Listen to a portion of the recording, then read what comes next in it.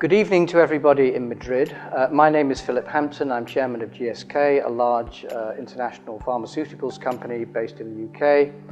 And I'm also chairman of the Hampton Alexander Review, which is a project sponsored by the UK government and designed to increase the representation of women in UK business boardrooms and at senior executive levels in British businesses. Well, I think balance for better as a theme for International Women's Day is a great theme because that absolutely resonates with what we're trying to do with Hampton Alexander in the UK. And there are two themes here. First of all is balance, and the balance of discussion that should take place in the highest levels of a business. And I don't believe you'll ever get a properly balanced discussion unless you have both genders effectively represented. And the second theme is better. I'm fully in favour of more equality for all sorts of people, and particularly gender equality. But this isn't, for me, particularly a campaign for women, just for women. This is a campaign for women to make businesses better. That's the real drive, the real ambition here. That if we get more women at the top levels of business, that'll be great for women and great for those businesses.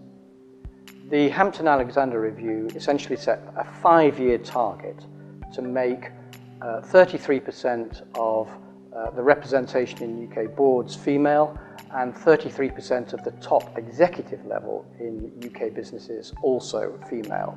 And we're 3 years into that 5-year target. We are basically on track for the boardroom. We're close now to 30%, and our current rate will be at 33% by the end of 2020, which is our target period. We are behind at the moment in the executive levels, and that needs extra push. And this is a business-led approach, which I think is different from some other countries, including Spain, including France, including Germany and Norway and so on, because this is not a legislative target.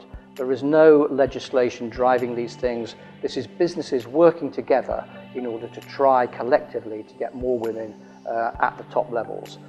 There are all sorts of challenges in making changes in this area and getting more women to do more in business. But actually there's one single overwhelming challenge, which is just really the weight of history. This hasn't happened before in human history, and all change can be difficult sometimes. We get used to change, and we will get used to change for women in business as well. We just have to recognize that change is right and inevitable. But I think the two things that most matter in businesses are, first of all, leadership. Change only takes place in businesses, material change, if it's led from the top.